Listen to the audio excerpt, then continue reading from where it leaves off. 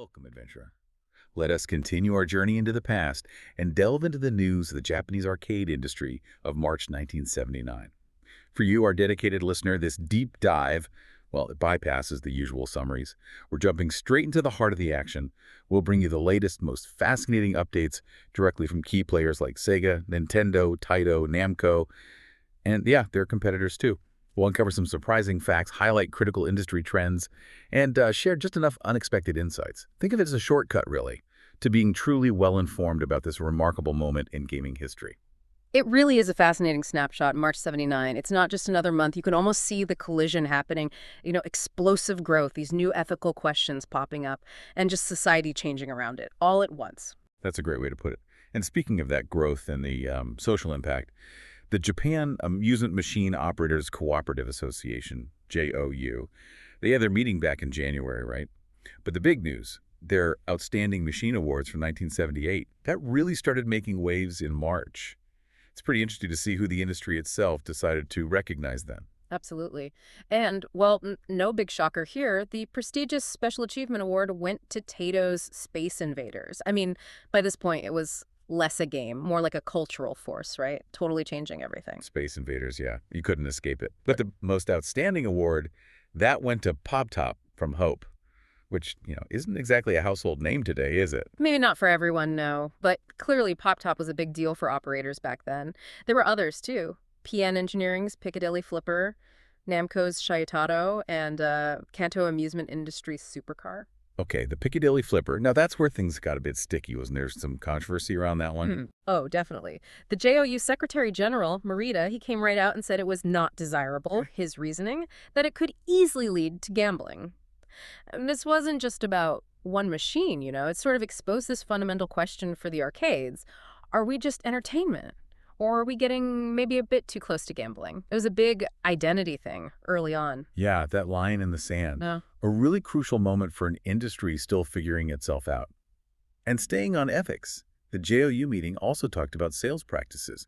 Didn't one company actually get praised? That's right. Mr. Furukawa from Sanai Shokai stood up and basically gave Taito a public pat on the back for how they handled Space Invaders sales.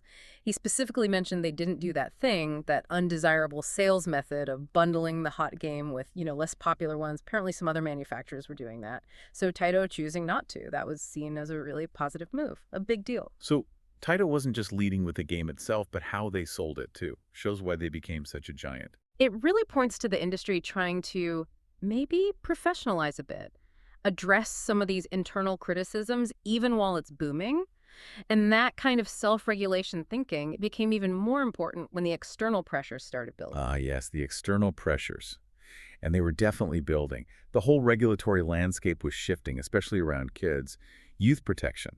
Wakayama Prefecture, for example, they brought in this pioneering Youth Healthy Development Ordinance in February 79. What was the main rule?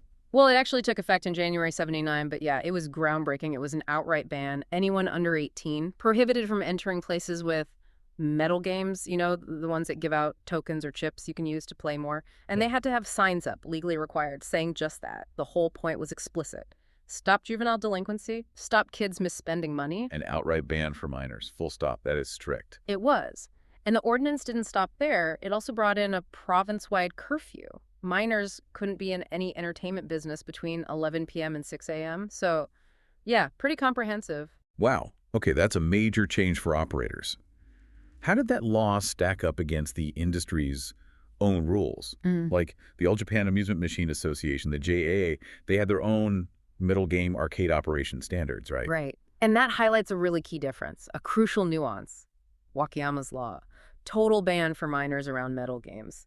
But the JAA standards, they actually allowed kids in if they were with a guardian. So you can imagine the confusion or the difficulty for operators trying to follow both a strict law and their own industry guidelines.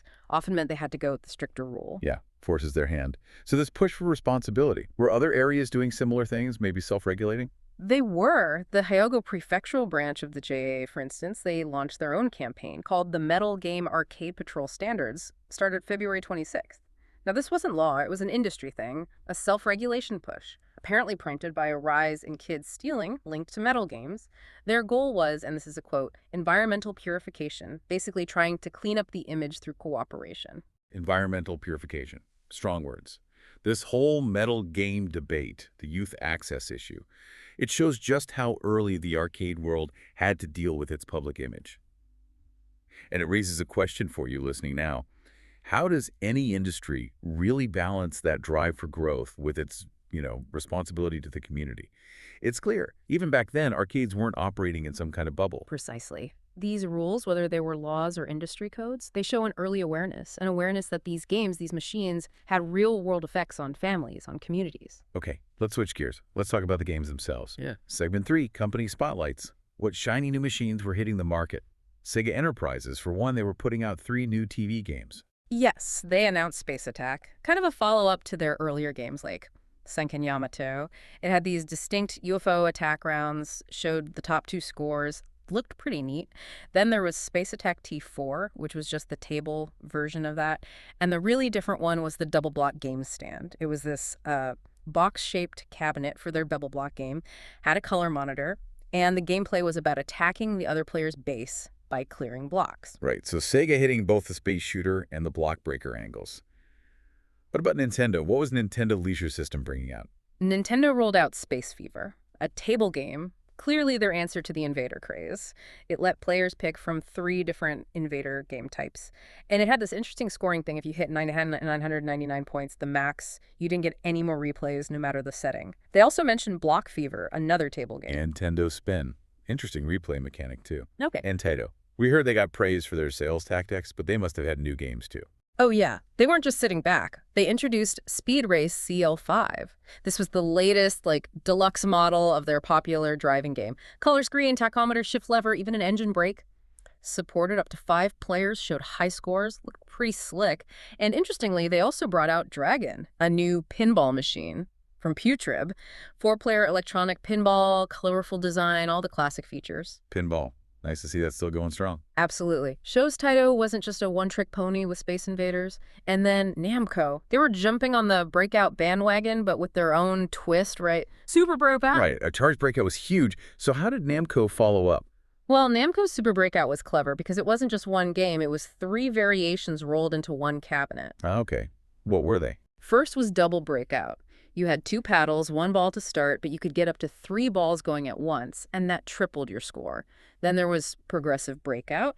Here, the blocks actually moved down the screen in 4 rows, different point values too. And finally, Cavity Breakout. This one had these 2 holes inside the block pattern. If your ball went in there, it created these chances for the player. 3 games in one, basically. That's smart. Not just a clone. They were really adding new ideas to the core Breakout gameplay. That really suggests, game design was getting more sophisticated, trying to keep players hooked for longer. It really does. This whole period, March 79, you see companies trying new things to keep people dropping coins in. Not just for a quick game, but for longer sessions. Okay, let's pull back a bit for segment 4. Look at the wider industry. What else was happening? Other companies, broader trends. Nippon Saisakusho, for instance, they were getting into more strategic games. Yeah, they brought out PT Mahjong game, and the description noted it was skill-based. You could actually pull off advanced Mahjong hands like Big 3 Dragons. So definitely a move towards more complex thinking games, not just twitch reflexes. They also had PT Power Block, PT Stardust, and PT Nyankoro. A whole lineup. And Universal, they were making some big moves, weren't they? Strategic ones. Big time.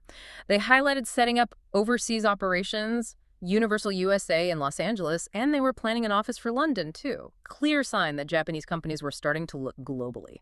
Big ambitions. Toyo Garaku Kikai had that unusual Kappa KO game. Yeah, Kappa KO, they called it a stress relief game. Apparently, it had funny sounds and animations when you hit the target, a bit quirky. Shows companies trying different angles, maybe targeting different player motivations beyond just high scores. And Bally, they had Bally Invaders, but they were also apologizing for something. They were. They announced Bally Invaders as their 4th new product, yeah.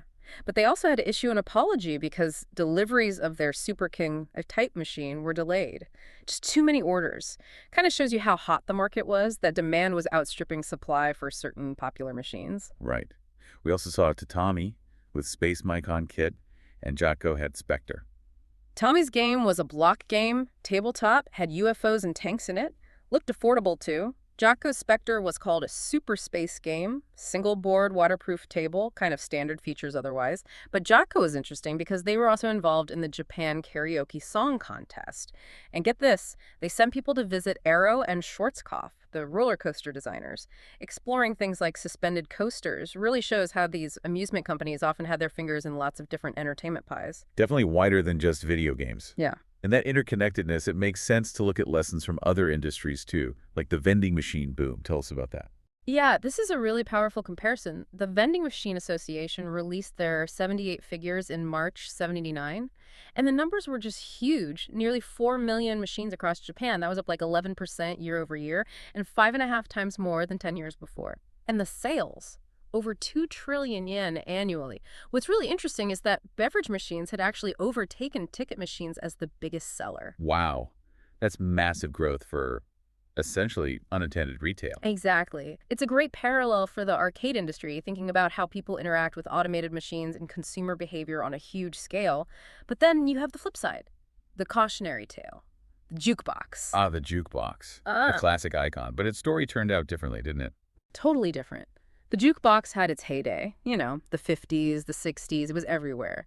But its decline is a really stark lesson in how quickly things can change. What happened?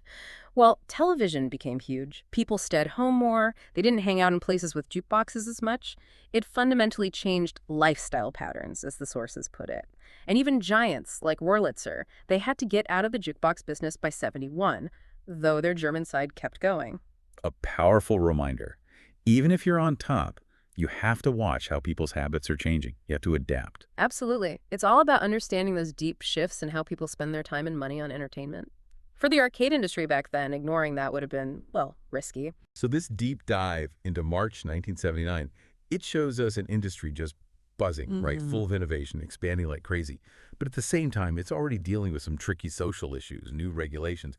And when you put that booming vending machine market next to the, well, cautionary tale of the jukebox, it really makes you think, and this is a question for you listening, in this world where entertainment options are always changing, how does any business, or even just us, trying to stay informed? How do we really understand and adapt to what truly hooks people? What keeps them engaged? Not just for a moment, but for the long haul.